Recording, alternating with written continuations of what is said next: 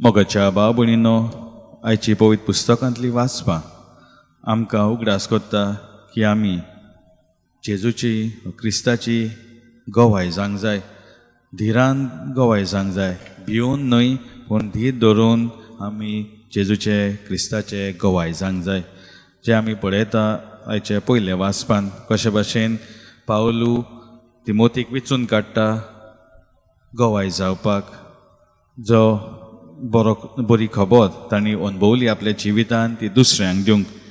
पूण अशें करता आसतना पवित्र आत्म्याचेर विश्वास दवरून आपले फुडलें पावल ते मात्ता, कित्याक ते उमके जाग्यार वचोंक सोदता. पूण पवित्र आत्मो तांकां आडायता आनी शेकी ते मॅसिडोनियाक पावता, कित्याक ते खुशालकायेन जेजूची बरी खबर परगटूंक तयार आसले. पूण देवाक खऱ्यांनीच म्हाका उमक्या जाग्यार वचूंक जाय हें ते पळयताले. आनी जेन्ना तांकां कळीत जालें देवाक जाय, तांणी मॅसिडोनियाक वचून बरी खबर परगटूंक न्हय दुसऱ्या जाग्याचेर, तर ते मॅसिडोनियाक वेता. आमच्या जिवितान खुबशे फावटी अशें घडटा, आमी बरो वावर करूंक सोदता पूण तो बरो वावर खऱ्यांनीच देवाक जाय ते प्रमाणे आमी करता, हो देवाक जाय म्हणून हांव तो करता, हो म्हाका जाय, म्हाका दिसलो हो वावर बरो तर हांव करतलों, अशें आमी खुबशे फावटी करूंक पावता.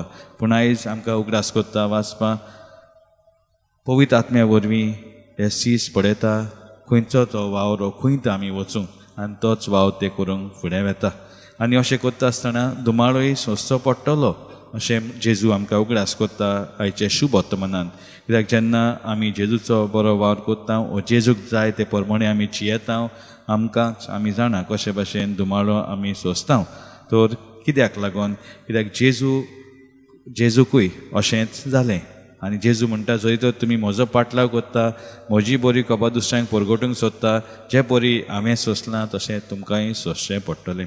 तर मागीर आमी मिसा बलिदानान जेजू कडेच्यान आमकां शक्ती आनी घोटाय मेळोंक, ताचेर विश्वास दवरूंक आनी आमच्या जिविताचे फुडलें पावल मारूंक पवित्र आत्म्याचे आदारांत.